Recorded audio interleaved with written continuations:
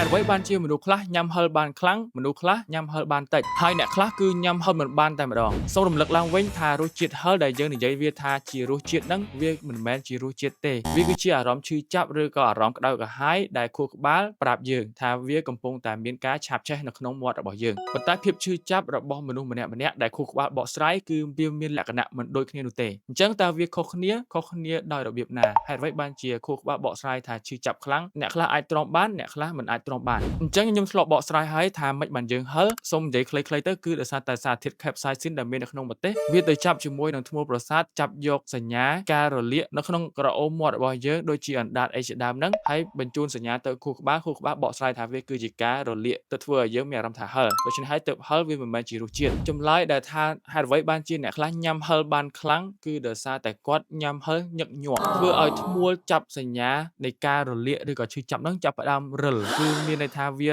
មិនសូវជាចាប់សញ្ញាបញ្ជូនទៅខួរក្បាលដូចមុនទេមានន័យថាបញ្ជូនសញ្ញាទៅតិចអញ្ចឹងនៅពេលដែលគាត់ញ៉ាំម្ទេសបរិមាណច្រើនប៉ុន្តែបញ្ជូនសញ្ញាទៅតិចអញ្ចឹងមានន័យថាហឹរតិចៗហ្នឹងអញ្ចឹងហើយទើបគាត់អាចញ៉ាំបានធម្មតាហើយមនុស្សទាំងនេះគឺត្រូវការម្ទេសច្រើនមែនទែនទៅធ្វើឲ្យគាត់ហឹរខ្លាំងប៉ុន្តែយើងអត់មានអារម្មណ៍ថាហឹរមិនមែនបានន័យថាកាពះយើងអត់ហឹរទេកាពះយើងអាចនឹងក្តៅក្រហាយប៉ុន្តែមាត់យើងអត់ហឹរក៏ថាបានដែរអញ្ចឹងមនុស្សខ្លះទៀតហេតុអីបានជាញ៉ាំហឹរអត់បានសោះហ្មងនិយាយទៅម្ហូបណាដែលមានម្ទេសគឺញ៉ាំអត់បានតែម្ដងនោះក៏ដោយសារតែប្រព័ន្ធប្រសាទរបស់គាត់គឺមានភាព sensitive ខ្លាំងគឺងាយនឹងប្រតិកម្មខ្លាំងជាងមនុស្សដែលអាចញ៉ាំហឹរបានដែលភាសាអង់គ្លេសហៅថា overly sensitive nervous system គឺវាគឺជាលក្ខណៈពីធម្មជាតិតែម្ដងដែលមិនអាចកែប្រែបានទេនិយាយទៅគឺគាត់មិនអាចប៉ះរសជាតិហឹរបានទេដល់ពេលដែលគាត់ប៉ះជាតិហឹរទៅបន្តិចខួរក្បាលបកស្រាយថាវាឈឺចាប់ខ្លាំងឬក៏វាក្តៅខ្លាំងអញ្ចឹងហើយគាត់មិនអាចទ្រាំបាននោះទេខុសពីអ្នកដែលញ៉ាំហឹរបានគឺខួរក្បាលបកស្រាយថាវាហឹរតិចៗតែប៉ុណ្ណោះអ្នកចូលចិត្តញ៉ាំហឹរខ្លាំងក៏គាត់ចូលចិត្តអារម្មណ៍មួយនឹងដែរគឺគាត់ចូលចិត្តអារម្មណ៍ហឹរក្តៅក្រហាយអីចឹងទៅបើសិនជាអត់មានអារម្មណ៍នឹងនៅពេលដែលញ៉ាំទេគឺគាត់ញ៉ាំអត់ឆ្ងាញ់ទេ